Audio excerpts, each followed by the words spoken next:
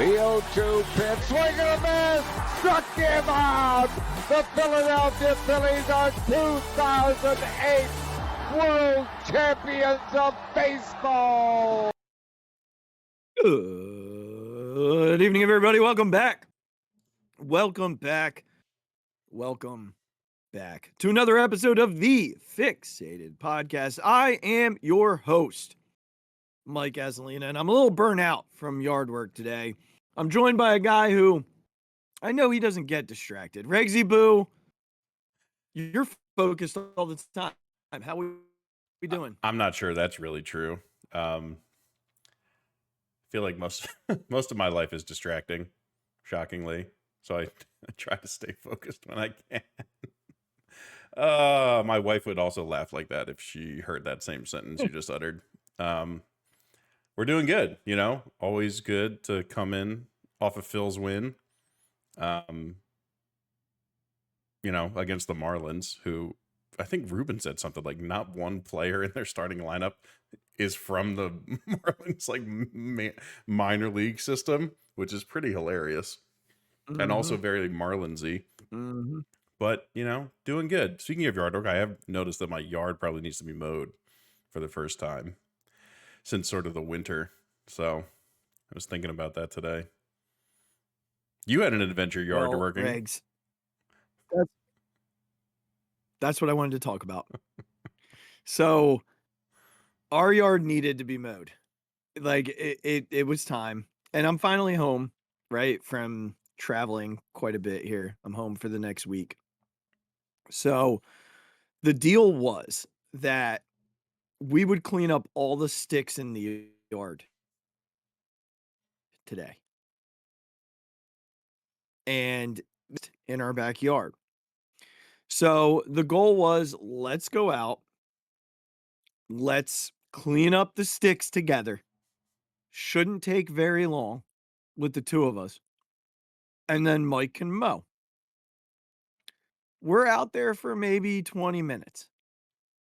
And my lovely wife of 12 years is all of a sudden sweeping the porch, which I need to just add, that's getting dirty once I mow, right? So I gently say, hey, I don't think that's a good idea because when I mow, it's going to get dirty again. She's like, oh, yeah. So she gets back to cleaning sticks. Another 10, 15 minutes go by. I see her in the corner of the yard. She's now pulling weeds. And I'm like, that's a tomorrow project. For today, let's clean up the sticks. And then she's looking for weed killer. Nope, not now. And I just at this point, I'm just laughing. Yeah. So she finally gets back to the goal, but then we're on repeat and she's back to the deck and she's cleaning off the deck up top now instead of on the bottom. And I'm like, all right, I guess I'm doing this. We're doing this. We're doing this later. So I finally mowed and then we finished the sticks. And so that part is done. But it was so funny because she gets chore ADHD. She gets chore ADD to the max. She'll start a chore, but then she moves on to 3 others in the midst of doing the one. Yeah. And it's because she sees something and she's like, well, I got to do that. Mm-hmm. I got to do that. In the midst of vacuuming, she'll see something and she's like, I got to take care of that. Cause if I don't take care of that, then I can't finish this. And it cracks me up, man. It's it's not even a vice. I don't even think it's a bad thing. I just think it's a funny thing. Yeah. Because I'm so different. When I start something, I've got to do that thing. I cannot move into 4 other chores. I got to finish the one because then that hangs over it hangs over me if I don't. Does that make sense? Mm-hmm. It's very funny. That was our day today. That was our day. And, we made it though. There you go. We made it. You persevered. I also made the 40 days of Lent. I can did. have beer again. Good for you. We did it, buddy. I'm proud of you. We did it. Thank you. I knew you would. I've been successfully not drinking during the week. That was not a Lent thing. That was just a life thing. That was a Regz thing. Yeah. That was Well, I'm just glad you did it. this should have happened a while ago. So we should take care of this. Well, you did it. I'm proud of you. I'm proud of you. It's a struggle. There are some nights where I'm like, damn, a beer or a nice cold bourbon right now would taste pretty good. Pretty good. Pretty good. But when we record, you're allowed. I haven't even been doing it then. I mean, tonight's a Friday, Really? so that's allowed. Yeah, it's a Friday. But Yeah, it's a the past Friday. couple of Thursdays, if you notice, Diet Coke only. Or some water. You know what? I think looking back on it, I do notice that. Big plans for the Easter weekend, or just hanging at the house. Day of baseball tomorrow. Double headers Okay. for the older ones. A little rec practice for the youngest. Mm-hmm. And then Sunday is Phil's game. And then over to my parents because it's my mom's birthday. So we're going to head over there after the Phil's game. Okay. And hang out for a little bit. That's fun. That's good. How about you guys? Should be exciting. We're going to Easton. I exchanged our Easter tickets because I've been to, I think, a couple years in a row on Easter Sunday, and this year I was like, it's the Marlins. I'll exchange these for different tickets. I actually think I exchanged them for another Marlins game now that I'm thinking about it. So that didn't pan out the way I was hoping. Yeah, right. But we're just gonna go back to Easton. Andrea's sister and our brother-in-law are in Florida, so we're gonna do Easter with her family next weekend. So all right. Just gonna I mean, by do Easter, I mean just have dinner together. Yeah. It's not like you open anything anymore, but so yeah, we'll do that and probably watch the game back in Easton with my brother, and then come home. And she works on Monday. I don't. Yeah. Or no, I do. Yeah, I work. Never mind. I take it back. I have work to do. I hope no one from my job's listening right now. After you just talked about doing yard work all day today, into Monday.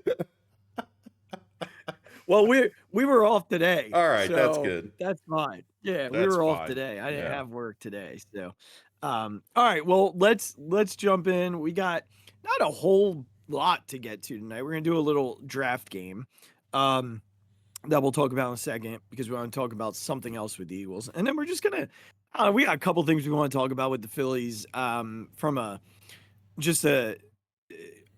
maybe a debate standpoint. It might be a debate standpoint. We'll see. But I want to start with the Eagles and like as the draft approaches, the AJ Brown rumor that's floating out there.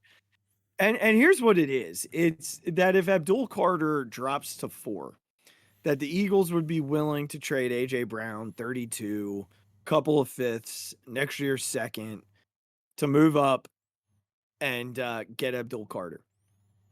Here's something I'm going to tell you. That is the biggest crock of shit I have ever heard in my life. Ever. Now, I know they love Abdul Carter. I know anybody in the draft loves Abdul Carter. Here's what I can tell you. The Eagles are not trading a top 5 wide receiver, a guy who just got them to their second Super Bowl and won them their second Super Bowl got him to the second one since he's been there, won their second in franchise history. A big reason why. One of Jalen's best friends, and a guy who would cost $90 million in dead cap if they traded him.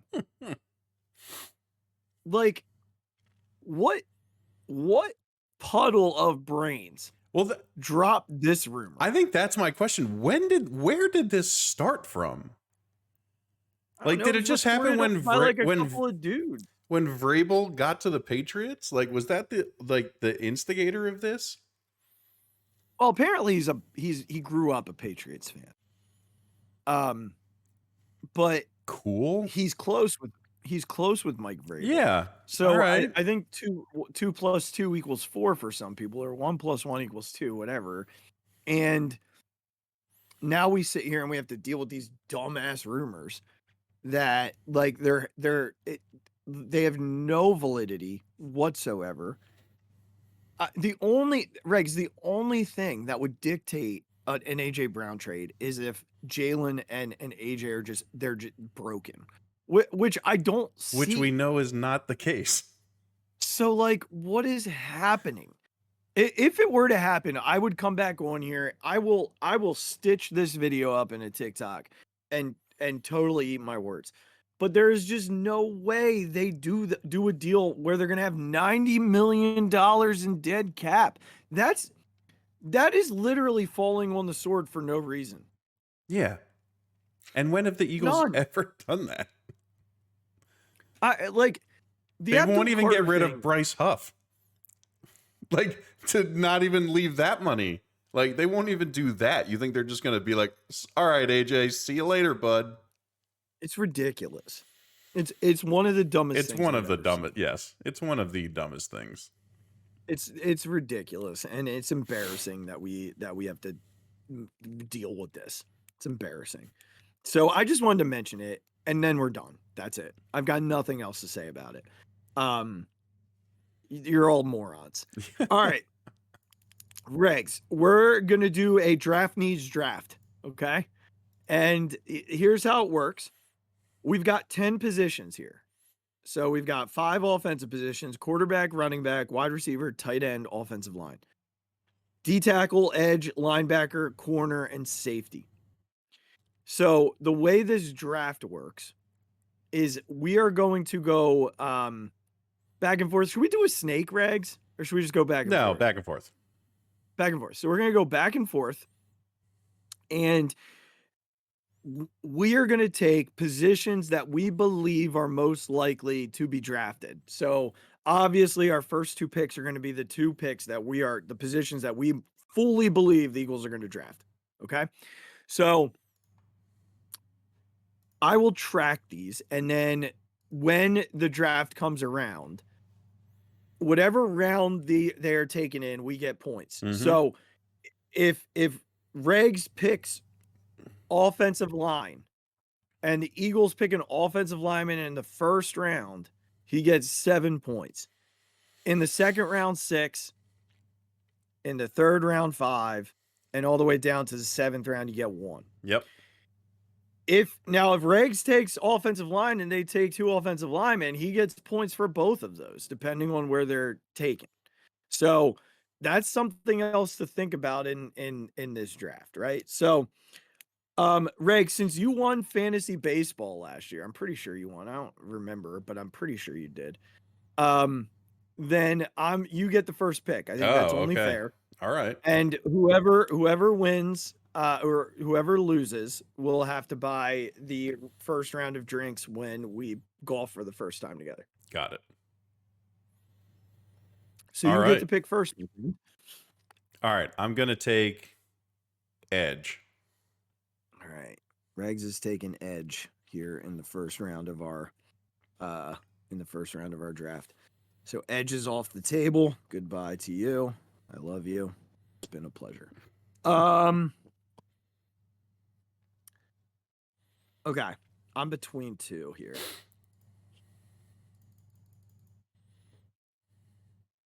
I'm going to take defensive tackle here. I think it's a position, and they just brought in our boy that I've taken, Walter Nolan. Yeah. They brought him in for a top 30. So I think that's a big deal. He's been floating around. They brought in a lot of edges. So I think Regz, and they brought in other defensive tackles as well. So I think those are 2 really good like first picks for both of us. Mm-hmm. They seem like the most logical considering what the Eagles value. So, all right, you're back up here with the 3rd pick. Offensive line. Damn it. All right. That sucks for me. That really sucks for me. That was where I was. That was kind of what I was hoping. Oh man, that stinks. Okay. I'm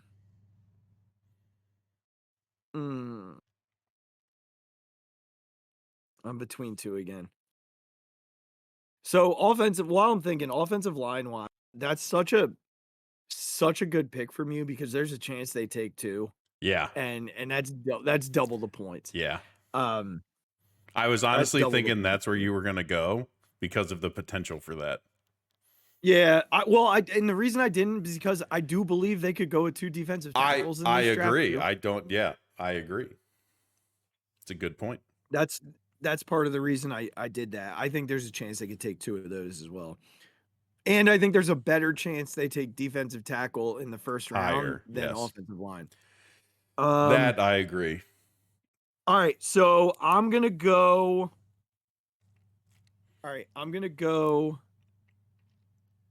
Shoot, tight end. Okay. They've had 2 tight ends in for visits. So that's And this, by the way, and I say this because of edge and linebacker, it's whatever the player is listed as when they're picked. Gotcha. So even if they played linebacker in college, if they're listed as an edge, you would get that point. I wanted to say that up front. All right, back to you. Safety.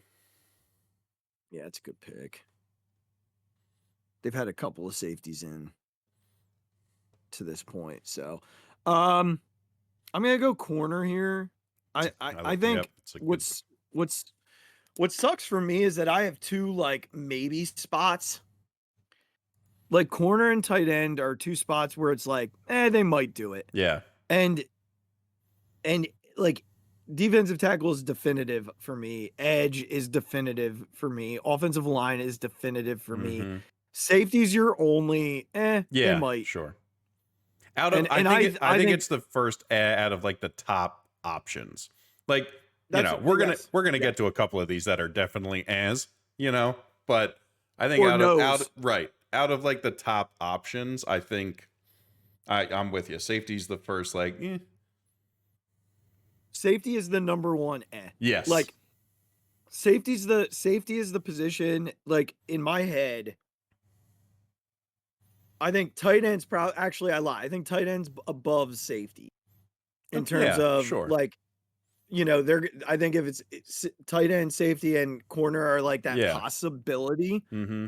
And I think tight end's probably ahead of safety because they don't have the guy in the room right now. Right. Safety wise, they feel like they have some stuff, and I'm still convinced we're getting the veteran right after the draft. So, all right, buddy, it's back on you. Quarterback, running back, linebacker, or wide receiver. I'm gonna go wide receiver. All right. I'm happy you did that. And here's why. Because I do think they're going to take a linebacker. It was between wide receiver and linebacker. Yeah, they brought in Kobe King from Penn State to a top 30, and I can see it like him becoming a day 3 pick for them. All right, you want running back or quarterback? I want. Ooh. God, who do I want? Just for fun, quarterback. You know what? You say for fun, but I actually like. Because they really don't have a third one, right? Well, they have Dorian Thompson. Yeah, that's right. Whatever. I stand by it.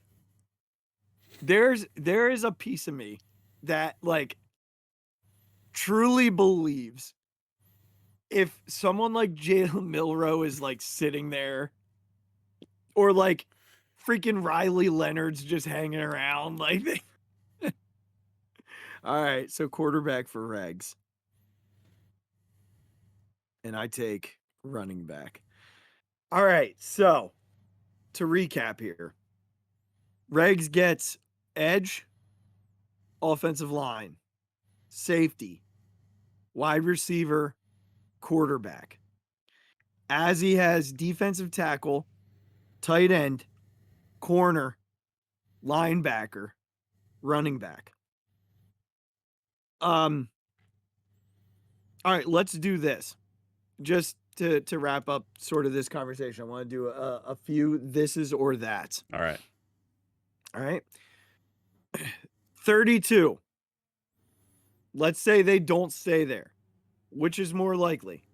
They move up into that 25, 26 range or fall out?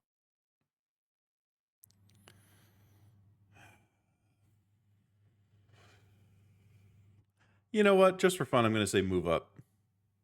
Okay. Regz, there's a part of me that believes. I feel like if there's somebody there that they like really want, they're not going to be hesitant to do it. They have enough later picks and all that kind of capital to be able to do it. Howie said this week, we never have 32 guys with first round grades. He said we don't this year. But there are guys that I'm sure they like. Mm-hmm. And if the board falls their way, they'll go get it. They absolutely will. Last year, the board fell perfectly to them. They got Quignon, and then the second round board fell perfectly. Mm-hmm. So they traded up to go get Coop. Yep. So they'll do it. I don't necessarily disagree with you. I do believe that there's a chance that they go get that guy. Yeah, I think if he's there, I think there's a very good chance. All right, let's do this. You get to pick 32, so they stay there. And these two guys are on the board. Walter Nolan, Malachi Starks.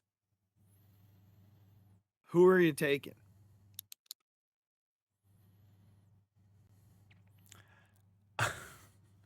The Eagles and I are going to do. I, Regz, who, just for the record, Christopher Regensburg, am not employed by the Philadelphia Eagles, so take this for what you will.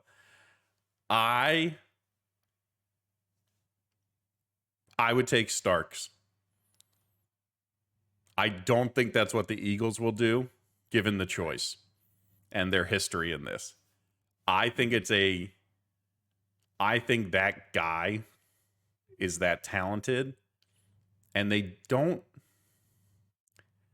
have a huge track record of like developing safeties, at least high-end ones. So I feel like if you can get the talent in that position, they have a pretty decent track record at taking just toolsy guys at defensive end and turning them into something. Like turning them into serviceable NBA or NFL players, which, as we've discussed, is really kind of what this draft is about for them.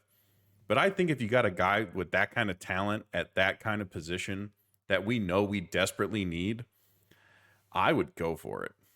That, again, is me, Christopher Regensburg, on April 18th.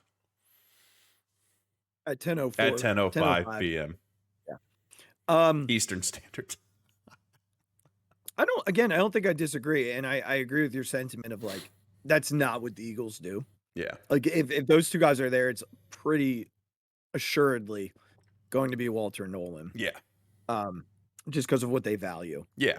And to have a 21-year-old, like high-end freak athletic, standing next to Jalen Carter for the next 4 years, is, a pretty enticing situation.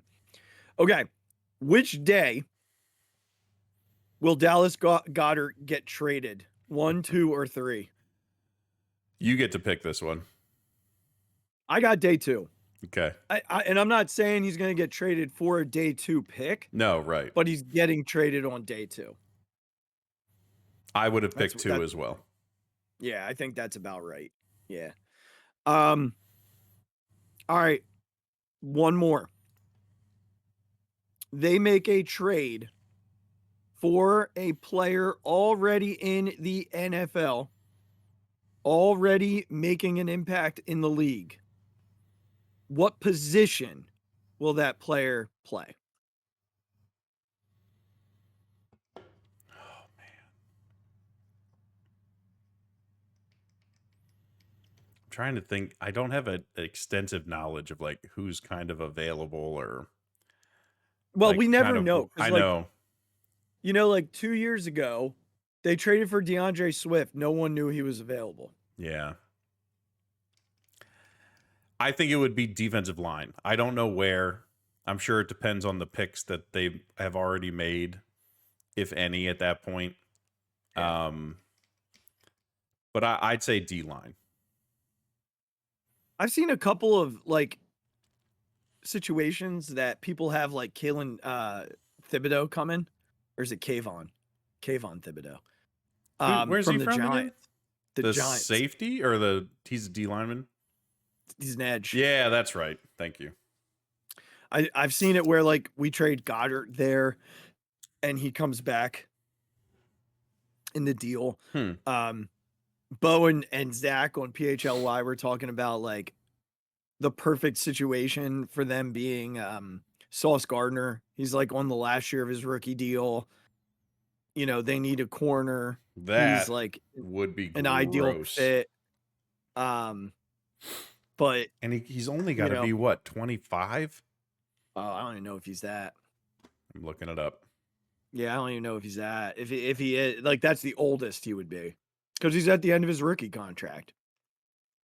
So they mentioned him, not that it like it's likely, just that, you know, that's the type of player, because he's on the last year of his rookie deal. Like DeAndre Swift. He turns 25 in August of this year.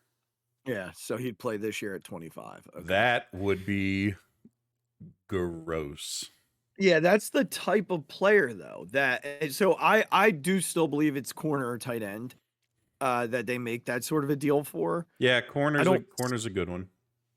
Yeah, and trades unfortunately do not count in our draft. Yeah, like sure. They make a trade for a guy, unfortunately, because I do believe like one, they're gonna either get a tight end or a corner via trade, and I've got both of those positions, so good for me. That's gonna screw the points for me. All right,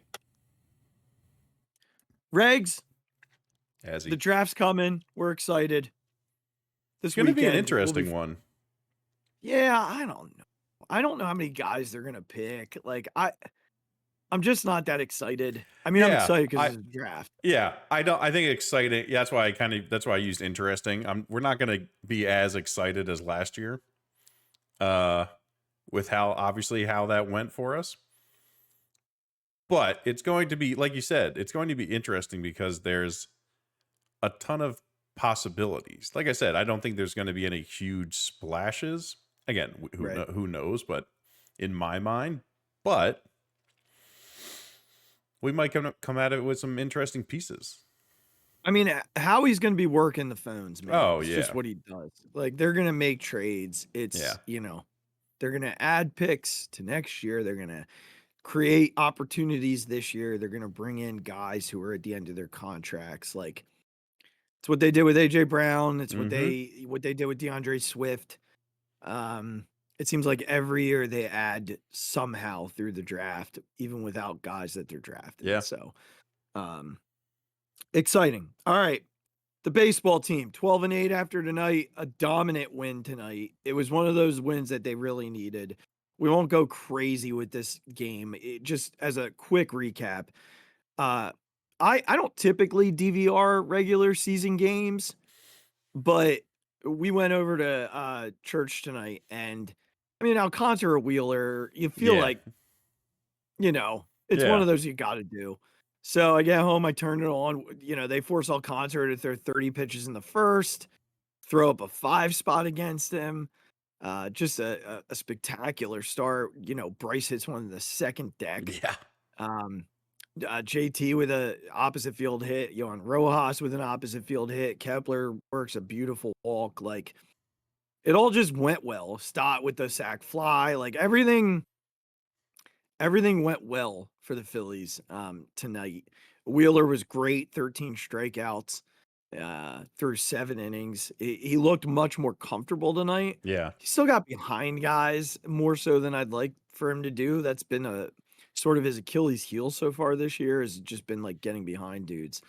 Didn't really hurt tonight because truly, like, I don't know any Marlins except for Jeff Conine's son. That's it.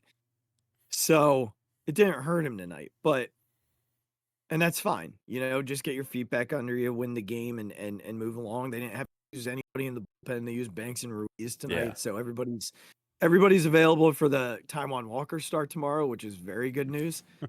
So yeah, good win tonight. I don't know if the Mets ended up winning. I know it was 3-3. Yeah, good for them. Walk off by one door. Okay. Yeah. And they put up some Okay. They stupid gave. MLB put up some dumb stat like his 250th is his first walk off. He walked us off in the playoffs, didn't he, with a home run? No, it wasn't a walk off. No, it was just a big grand slam. Oh, I blew it up in my head then. Never mind. Yeah, it was just a walk off. Or it wasn't just a walk off. It was just it came at a big moment Got it. and it sucked. Okay, so they won again. That's fine. Just keep winning games. Like it is what it is. We get to go there next week and hopefully we can do some stuff while we're there. Yeah. I can't really worry about it. I mean, the Braves lost, which is good. And the Marlins lost again. So it's early signs with the way the Braves are playing. Like it's really pointing to this is going to end up being a 2-team sort of deal this year in the East, which is fine by me. Yeah. So, all right, I want to go. You said you had formulated some thoughts around what your frustrations are. So I want to give you the floor here. I'm gonna let you take the reins here and talk Yeah. to me about the frustrations So that you're feeling here. this is very much for the past couple series, and particularly to the situational hitting and the runners in scoring position stuff. And it just sort of crystallized for me today as I was thinking back to the Giants series in particular, and how you look through the Giants lineup and a casual fan might know Matt Chapman and might know Ha-Sung Lee. Is that his name? What's it? Thank you. They might know those two players and maybe Willie Adames just because he's been around forever. Like there are 3 guys that a casual baseball fan might know on the Giants. And the Phillies have many more than that, given their recent, sort of 4-year run here as a team. And it just occurred to me that the frustration stems very much from the caliber of players that we have on this team and their sort of inability to just get out of their own way and just play baseball how we all know and have learned it should be played. When you have a guy on second or third with nobody out, the next guy who comes up, what's your job? Just get the ball in play, man. Anything could happen. Obviously, if there's a guy on second, you're trying to put it to the right side. But if there's a guy on third with 1 out or no outs, just put the ball in play. And the Phillies just seem to come up and strike out, ground out to the pitcher. Like all these things that are just the worst possible scenarios. And when you saw the Giants, again, were they perfect at this? No. But you saw a bunch of guys who were committed to shortening up, getting up there with an approach, looking to at least put balls in the right direction or put them in the air when they were supposed to. And it just, I think the frustration with a lot of fans, and for me, is that the Phillies, they also know what their job is in these situations. These guys have been playing baseball for decades. You learn about this stuff when you're 8 years old, right? You learn about situational baseball when you're 8 years old. So no one is doubting the ability of these guys to do it. It's the apparent lack of effort in that direction. Where, why not shorten your swing to put the ball in play? Why not change your approach to not swing at stuff below the zone? or that's inside when you're trying to put the ball the other way. Like, why not just look like you're doing anything you can to like do what you're supposed to do in that situation?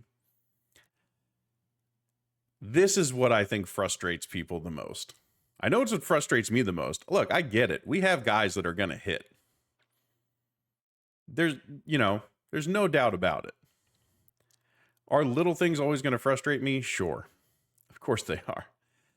But I think it's the contrast when you see a team like the Giants, who have essentially a bunch of no-names, being able to do what they need to do in these situations, and the Phillies are constantly coming up in these situations.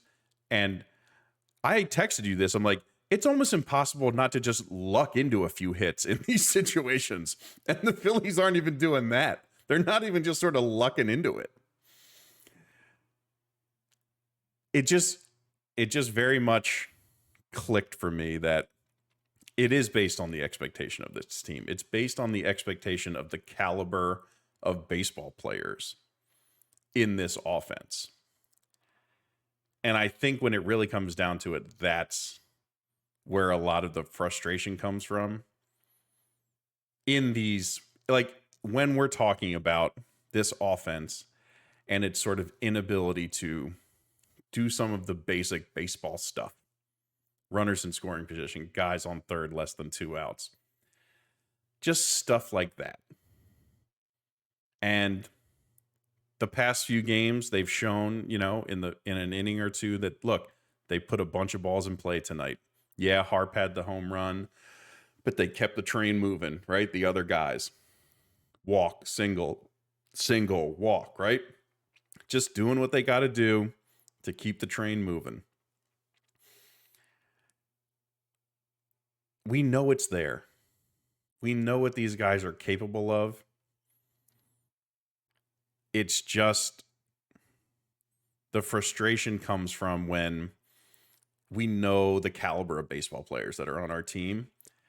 And our expectation is they can get the job done when they need to.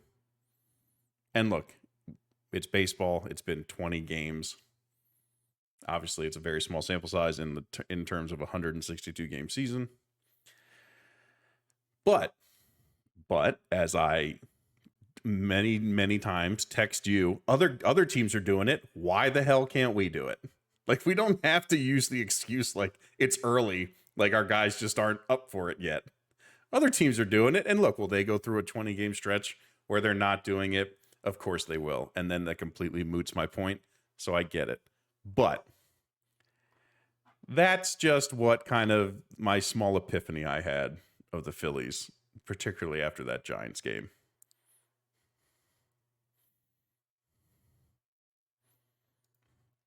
Okay. So, anytime you don't get runners in for third base with less than 2 outs, like it's so frustrating. There, like I do not dispute that whatsoever. If we were to rank like the top 10 most annoying things in sports, which we should do sometime. We should. That'd be fun. As a sports fan, watching your team load the bases or get second and third with nobody out and not score would easily be top 3. Yeah. Easily. Like it's not even debatable.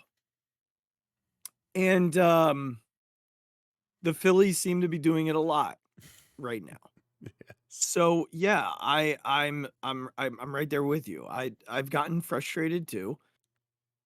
There are a couple of things that I think do give me a little bit of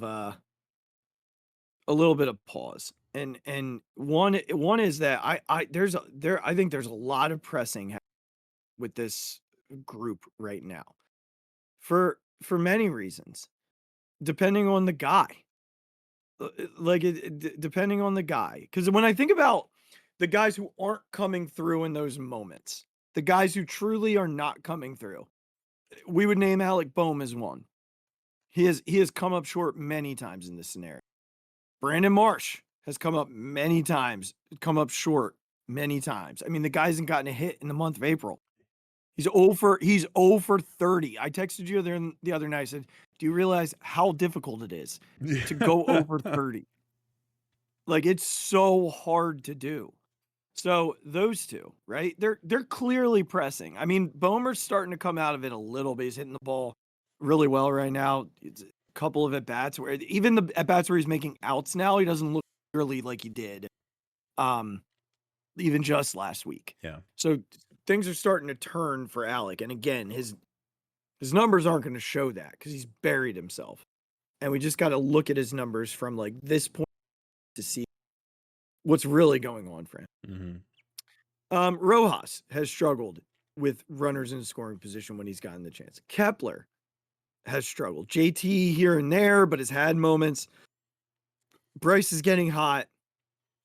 Trey has struggled here and there in those moments, but also gotten some big knocks. Stotter's been much better. Again tonight against Alcantara, putting the ball in play. I think there is pressing. The second thing that is important to mention here is the team that's in front of them in the standings has actually been worse than them with runners in scoring position this year. And that's wild. It's also, I think, just a sign of like they're like the teams can struggle and still succeed because they do other things so well. Mm-hmm.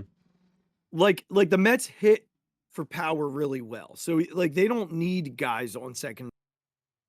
They get a walk and it could turn into a 2-run home run. Yeah. Especially the way Alonso started the year. He's been awesome to start the year. The Phillies get good pitching. 3 out of every 5 days, the Phillies get really good pitching. So that gives them the opportunity to win. And speaking of pitching, this is the other thing that I want to say here. And I don't say it often. But the guy standing on the mound gets paid too. They get paid a lot of money too. And so while we want to get really frustrated with our guys that are in the box making the guy throwing to him who knows what's coming, who knows what they're going to throw and has that advantage already, is delivering it 100 miles an hour. And these guys have to make like that decision. And I hear you because the response that I get is exactly right. Well, they get paid too. I know. But I can also tell you, as a guy who stood in that box for a long time, the advantage is to the guy standing on the mound, not to me in the box. They know what they're throwing. I don't. I have to guess between 5 things on more than one occasion. And so I think like that's a part as a fan that gets away from us from time to time. The guy it's not a pitching machine. Like they're still facing a guy who, like tonight, Sandy Alcantara. That's why I really hope that people watch tonight and they're like, oh, maybe this team. Because Sandy Alcantara is throwing 98 with a 91 mile an hour changeup with 3 other plus pitches. And this team was able to put together really good at-bats. They showed they can do it. And so I think that's a part to being a baseball fan that goes away for a lot of people. It's like, well, if our team doesn't do it, they suck. Well, maybe the other guy's good too. And that just gets sort of blown off from time to time. And that, I think it's something that has to be considered. And I think even just to game 1 of the Giants series, the Phillies come out and immediately score 3 runs. Immediately. Yeah. Jump all over the Giants starter in game 1. 3 runs out of the gate. And Taijuan Walker comes out and hands the Giants 6 runs right back. Yeah. And you and I had a little back and forth on text, and you were mad at the offense, but I was mad at Taijuan. And the reason why I was mad at Taijuan is because your offense who's been struggling. They're coming off a Cardinal series where they struggled. They scored like 4 runs the whole series. And they come out of the gate and they get 3. And then you come out and give up 6. Now that offense is back on their heels and they feel like they're going to have to score every inning and the pressure's back. Tonight, the Phillies score 4 off Alcantara in the first. Wheeler comes out, shuts them down. They score 2 more. And like that's what good pitching can do for you. So like while I understood the frustrations like on your end with like, oh, they're not doing enough. They're like they didn't get enough runs. They didn't bounce back the way but like it's hard because now you feel like you have to. Now you feel like you got to come right back out, and now you start pressing and swinging at pitches early in the count. And in this game, the reason I said it to you a couple times was Wheeler. Wheeler's one of the best pitchers in baseball. The only time other teams get to him is when he falls behind in the count. But when you're pressing, you don't give yourself a chance to get ahead in the count because you're sitting there trying to hit the first pitch you see. And sometimes the first pitch you see isn't a good pitch because that guy's good too, and it's deceptive and it's moving and it's below the zone, so you're chasing it, and all you can do is hit a slow rolling ground ball to short, or a chopper, a one hopper to third base, or a lazy fly ball to center field, and you look like an idiot because you swung at the first pitch, but you're trying to make up for what your starter just did a couple innings ago. And that has not been the case every time for the Phillies. I'm using this as like an isolated example.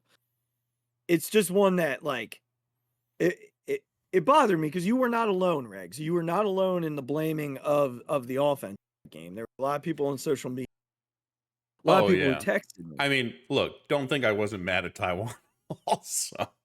I know you were. I just think like, and it's okay that we were on 2 separate pages with it. It's just I really have a hard time when your offense scores 3 runs and you give up 6. Like if you give up 1, fine. Fine. But he rifles a ball into center field and the floodgates open. Yeah. And now you've got your whole offense on its heels. Yeah, I mean, look, I forget, it was maybe a few years ago, and it still seems to be the case even now as we talk about it. But Aaron Nola would never get the shutdown inning after the offense would score runs, right? He would, like, we'd go up 2, he'd tie it back up. We'd go up 1, he'd give up 2 for them to take the lead back. And that kind of thing is just so frustrating for an offense. It's like, dude, we're trying, man. Can you just give us something to like let us go out there and like be relaxed in the box and try and get some more for you? So it's a very difficult position to be in all the time. And yes, especially with how self-inflicted it was with the Taiwan thing, it's like, come on, man.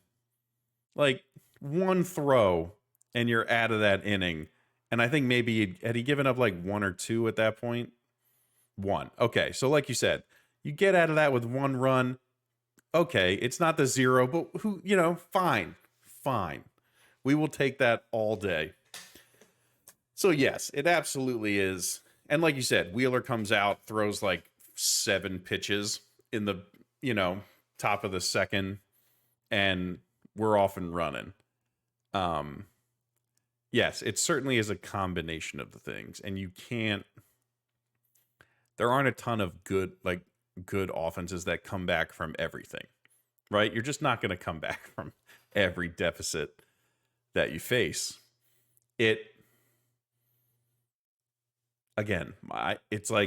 It's weirdly specific to this first run of games, how often they seem to be getting in those second and third 1 out, guy on third, even 1 or nobody out, bases loaded. I think they did that twice already this season. Bases loaded, nobody out, and come out of it with no runs.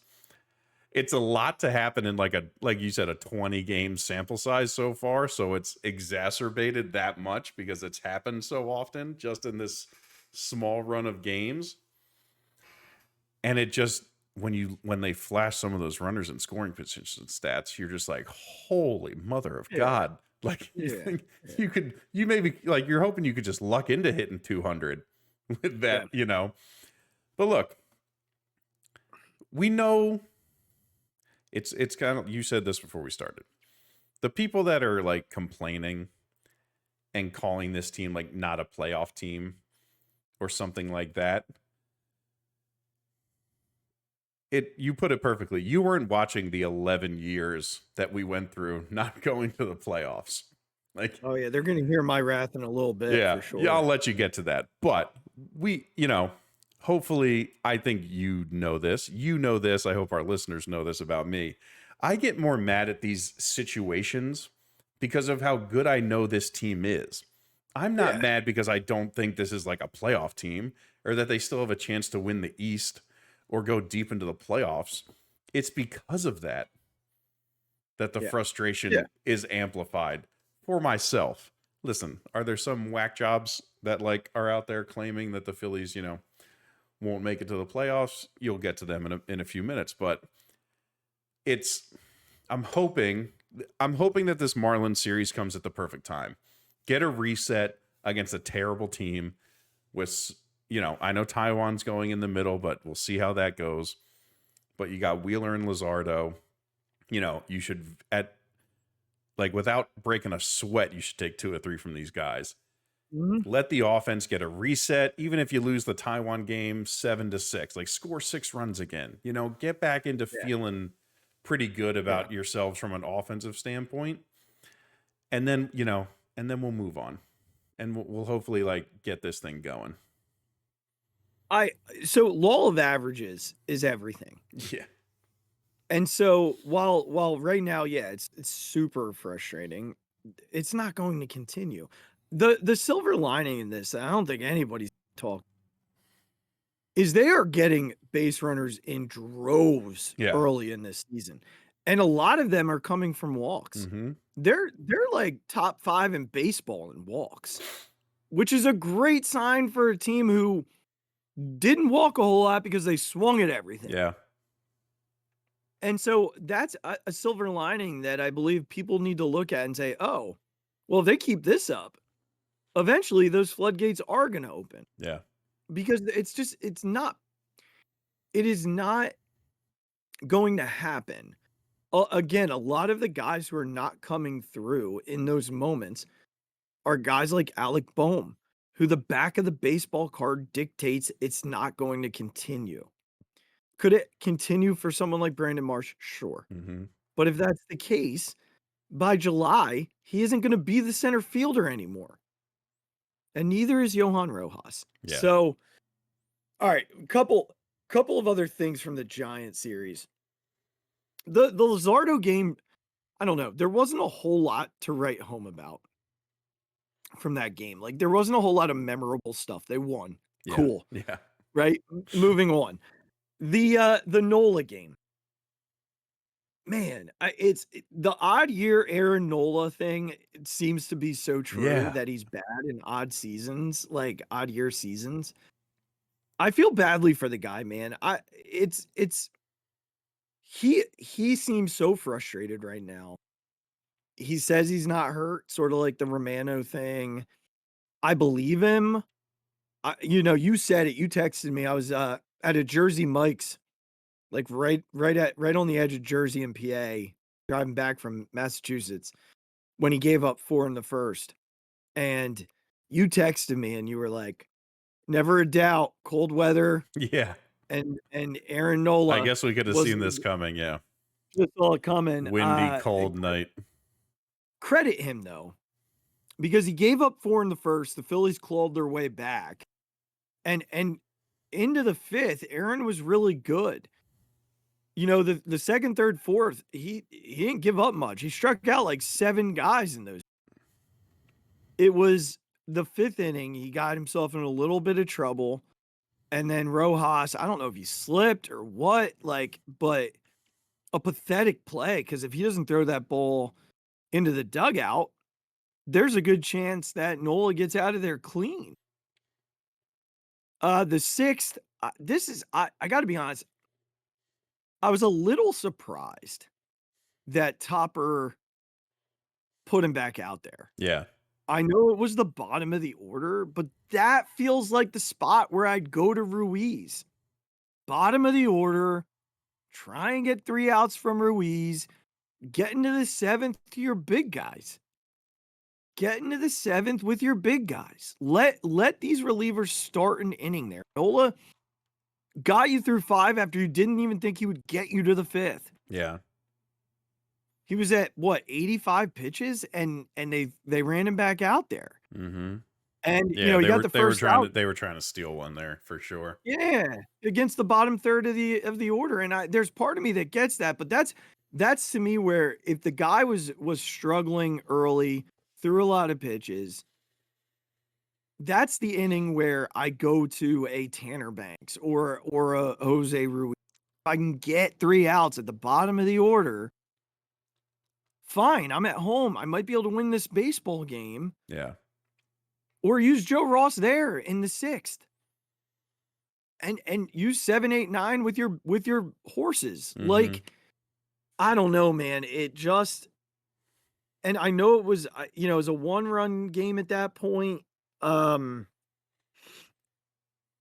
think you're right. They were trying to steal one, but that loss seemed really avoidable. Yeah. To me, the whole series, both losses felt very avoidable. The Taiwan inning, and then obviously the first inning with Nola, and then coming out and bringing him back out in the 6th, that all felt avoidable. Yeah. Sanchi was fantastic. Oh yeah. Again, unbelievably Changeup was good. filthy. Yeah, the 4 o'clock thing, I don't get it, but it definitely played in the Phillies' advantage because they could score early. Yeah. And because they could score early, Sanchez took over the game once the shadows crept in entirely. Because once they crept in entirely, Hicks was also. Yeah. And so, if they don't score, we were probably in for a real duel. But the Phillies could get some runs on the board quick. And I know people were frustrated that they didn't score after the first inning. You try and hit 101 miles an hour with shadow. Go ahead. Like, love to see it. I'd love to freaking see it, Regz. Like, good God. It's just, I'm sitting there and I'm watching this game and I legitimately thought to myself, I started to open Twitter and I was like, don't do it. Don't do it. It's going to piss you off. It's going to piss you off. Because I know what I was going to see. Why can't they score? Why are they not able to score? Why? Well, 5 in the first and then they can't score. Yeah, because the dude's throwing 101 miles an hour. And there's shadows. They see it, then it's gone. It's not easy, guys.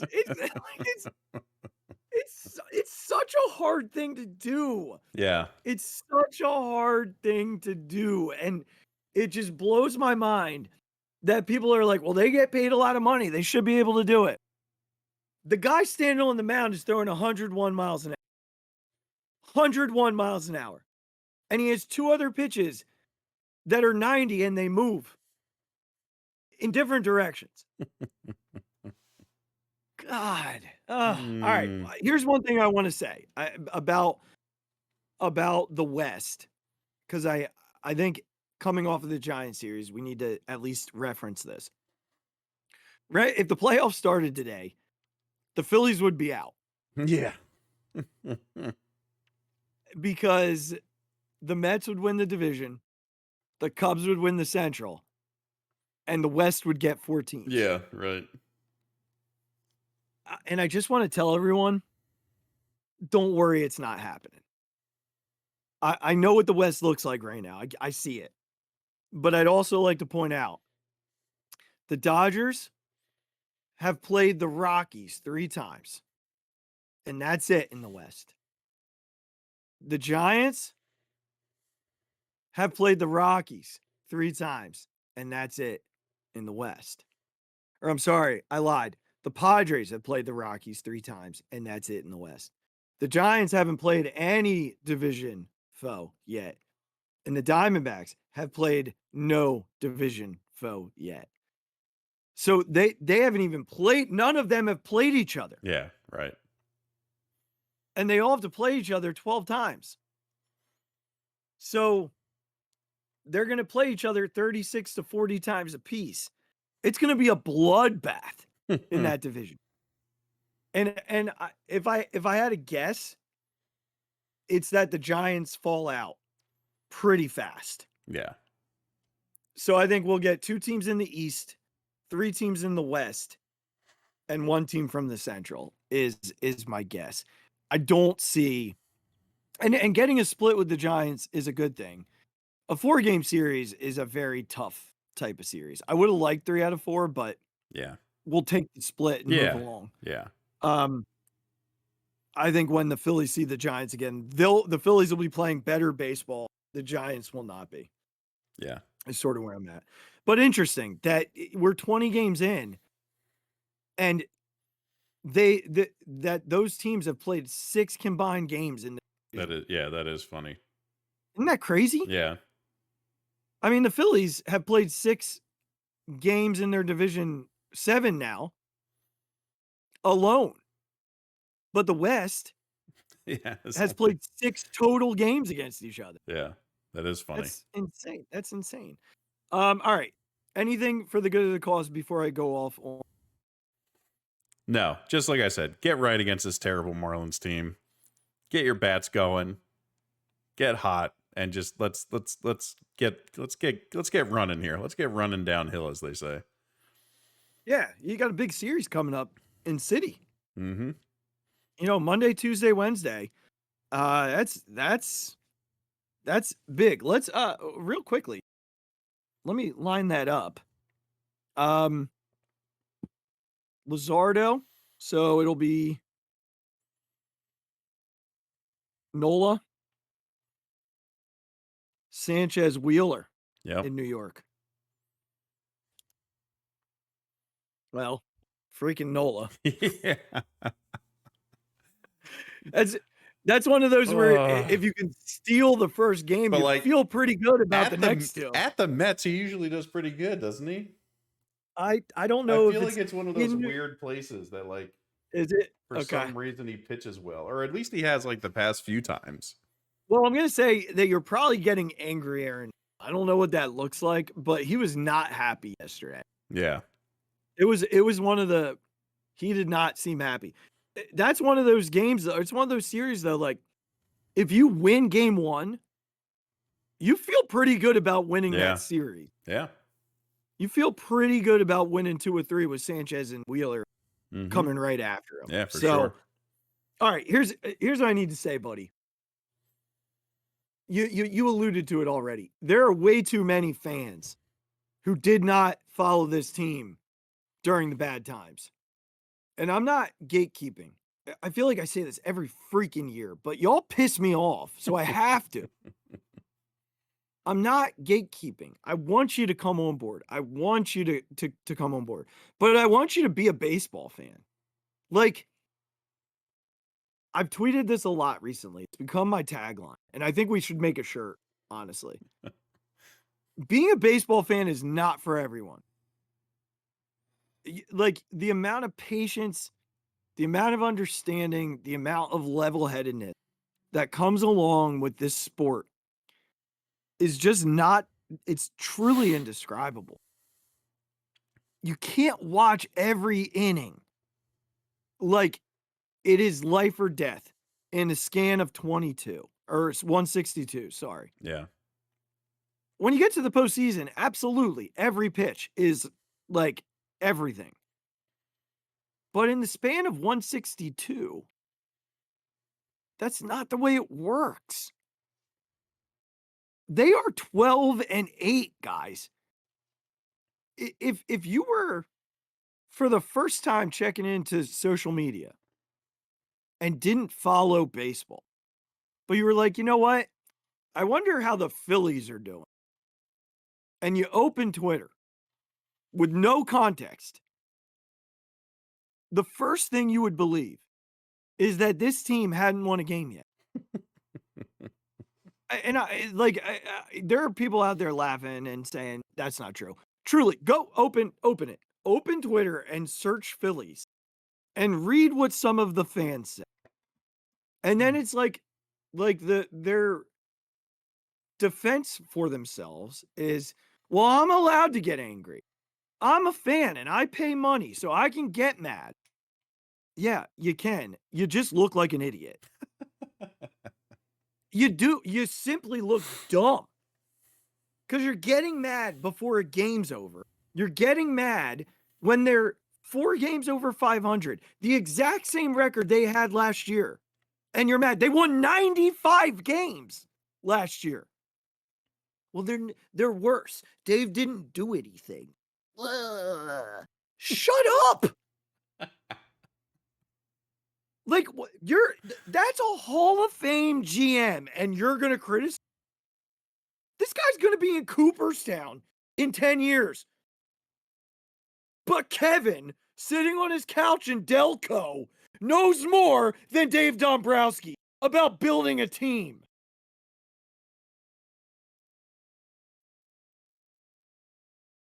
Swallow your cheesesteak, Kevin. I don't want to hear it. I'm so sick and tired of people who didn't play this sport, haven't watched this team, didn't sit through the Cody Ashes, the Aaron Altairs, the freaking Nick Williams era. The bullpens. Oh my God. They didn't watch Jeremy Hellickson start 2 opening days.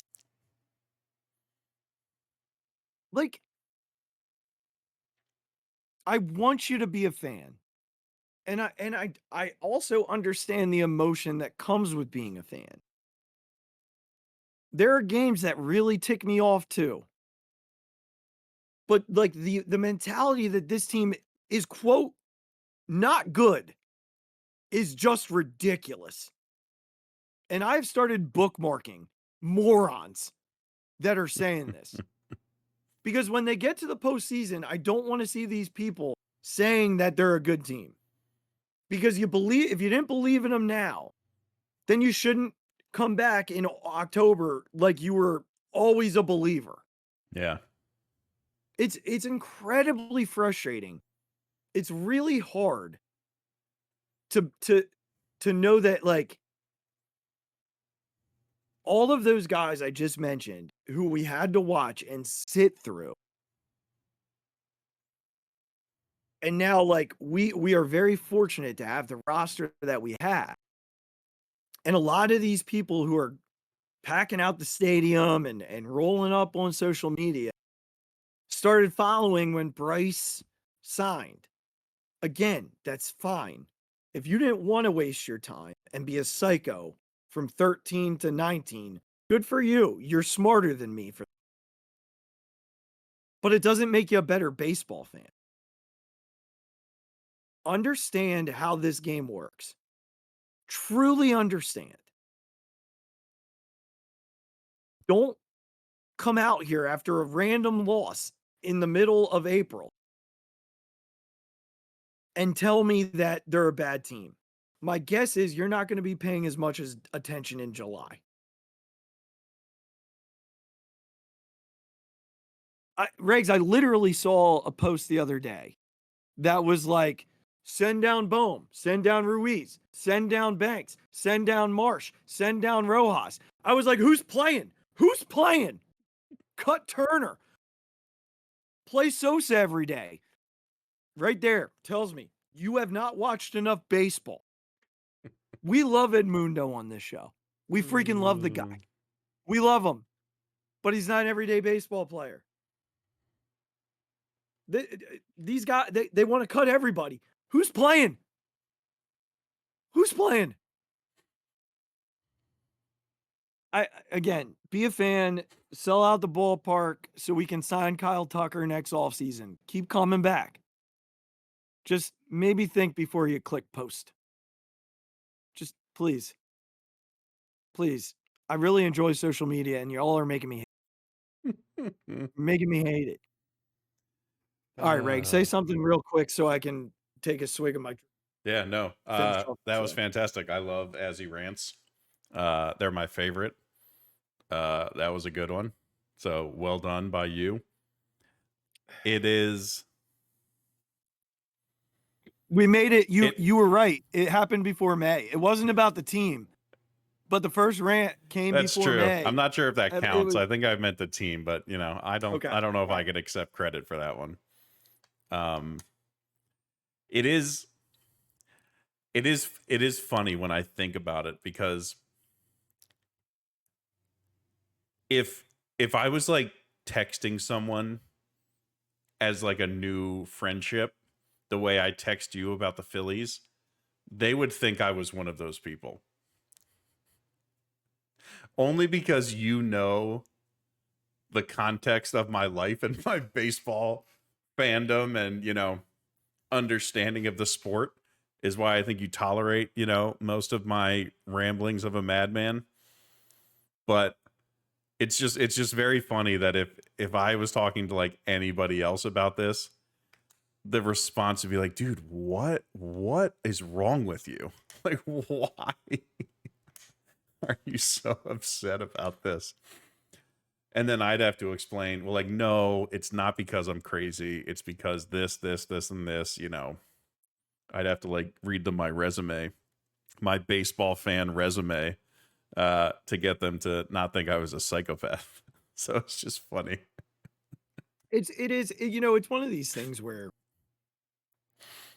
I appreciate like new fans. I appreciate people who want to learn the sport, who ask questions, who really try to like better understand Yeah, the ins and yeah. outs of it. 'Cause Those it's so intricate. It's so intricate, those aren't Rex. the people you're talking about. No. Yeah. And again, I guess the more I reflect on it, I should not tell people how to be a fan, right? Like people can be a fan however they want to. And I don't think that's really my intention in saying what I just said. What I'm trying to say is like it's a good team. Like this is a really good baseball team. Anytime you have Trey Turner, Bryce Harper, Kyle Schwarber, Nick Castellanos hitting 4 guys in a row, it's a darn good team. With Bryson Stott and Nick Castellanos, or I'm sorry, and Alec Boehm floating around. There are teams who would kill to have 2 of those 4 guys. Yeah. And then you have Zach Wheeler and Christopher Sanchez. You have a Jose Alvarado floating around in your bullpen. I mean, it's almost like I think the part for me that's so hard to accept is that there are people who just aren't grateful for this like era and this group because they don't win every night. And that bothers me because the expectations to win every night in baseball, it's just crazy. It's crazy. I mean, the Dodgers went like have won like what 4 of their last 10 or something like that. And they might be one of the best rosters ever assembled. They're in 3rd place in their division. And maybe their fan base is losing their minds too. Yeah. I'm just, I'm having a hard time with the every night breakdowns of a fan base who like should not feel this way. It should not be this way during this era. 3 straight playoff appearances, more playoff games than any team since 2022. And I'm reading that fire Topper, fire Dave Dombrowski. Trade this guy, release that guy, cut this guy. First of all, it's not how baseball works. You don't just cut guys. Like, you don't just send guys to the minor. That's not how it works. That exposes you. Like, oh, send Bohm to AAA. You can't, guy. Fred from freaking media. Like, you can't just send him down, Fred. That's not how this works. You know? Like, it doesn't. Kate from Villanova, you can't just bring, you know, like, Aiden Miller's not ready yet, Kate. Like, what are we doing? I love how specific the people are. Yeah, I don't know. I don't think they're the right names. I'm just, you know. These are the guys. These are the people who call WIP. Yeah, Regs. These are the people that call WIP. That's exactly who it is. Those are WIP callers. That's for sure. You know, Carla from Fishtown. Yeah. You know, we're calling into the midday show and talking about how Topper needs to start Edmundo Sosa every day in center field. Every day. Sure. Go ahead, Carla. In 2 weeks, you're going to call back and say they need to send Edmundo Sosa to Reading. Like, because y'all don't have, you don't have patience. You don't let something take shape. Let it take shape. If they're still struggling in June, go crazy. I'm going to tell you right now, they're going to be in first place by 5 games at the start of June. A nice little handful of games. And y'all are still going to be mad. You're all going to find a reason to be mad every night. So I don't even know why I care. That's just the way it's going to be. Regz, thanks for letting me rant, man. So good. Appreciate it. I appreciate it. Anyway, all right, everyone. Listen, whether you're somebody who's just joined the fray since like 2019 or maybe since 2022, maybe you joined then. Maybe. I love you, and I'm glad you're here. Just pull it together. Pull it together for my sanity. Please. All right. Well, that's it for us. We will be back at some point this week. Something with the draft. We're still figuring it all out. But we'll be back. In the meantime, click the subscribe button on the YouTube channel. Follow wherever you get your podcasts. Rate, subscribe.